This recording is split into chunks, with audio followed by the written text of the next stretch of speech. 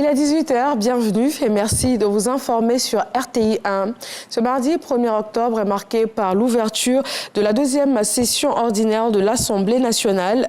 Lors de son intervention à cette cérémonie solennelle, le président de l'institution, Adama Bictogo, a donné les orientations quant à cette deuxième session. Elle sera axée sur l'examen du budget de l'État. Je peux déjà vous annoncer qu'à ce jour, nous avons reçu 22 projets de loi, au nombre desquels 8 projets de loi ordinaires, 5 projets de loi de ratification d'ordonnances et 9 projets de loi d'autorisation de ratification de conventions internationales. Ces projets de loi ont trait, entre autres, à l'exercice de la médecine et de la pharmacie, à l'état civil, à la fiscalité, à l'activité industrielle, à l'environnement, aux contentieux relatifs au bail, à usage d'habitation et à l'exécution des décisions d'expulsion d'un immeuble.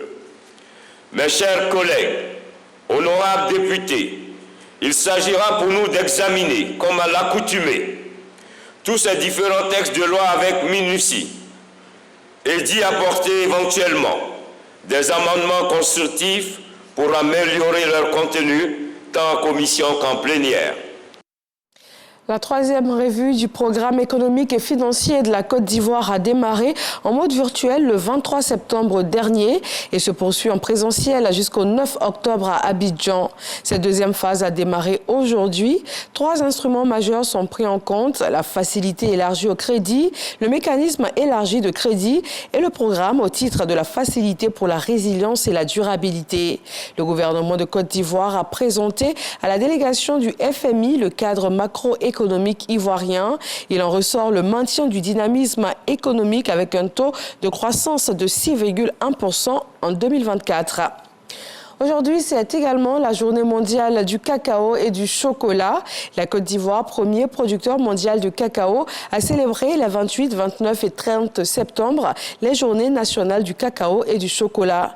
Ce rendez-vous a été l'occasion pour les acteurs de la chaîne de valeur de pouvoir mettre en évidence le cacao de chez nous dans toutes ses facettes.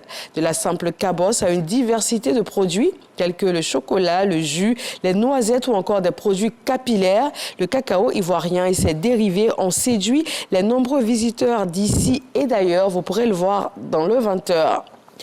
Le Conseil de sécurité de l'ONU a décidé de prolonger pour 1 an le mandat des policiers étrangers déployés en Haïti. Cette mission multinationale dirigée par le Kenya vise à rétablir l'ordre dans ce pays en proie à une violence croissante dirigée par les gangs. L'ambassadeur haïtien à l'ONU, Antonio Rodrigue, a souligné la nécessité d'une transformation de la mission en une véritable opération de maintien de la paix sous l'égide de l'ONU avec un budget estimé à 600 millions de dollars par an.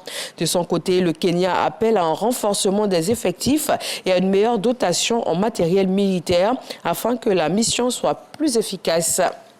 Et puis, les troupes israéliennes qui sont entrées tôt ce mardi dans le sud du Liban. Ces attaques ont eu lieu alors que l'armée israélienne menait des raids terrestres ciblés sur 3 localités frontalières. 95 morts enregistrés par le ministère libanais de la Santé. Le dernier affrontement au sol entre Israël et le Hezbollah remonte à 2006. Merci de rester avec nous sur RTI 1. Tout de suite, l'actualité dans nos régions et le journal, ce sera avec grand plaisir à 20h.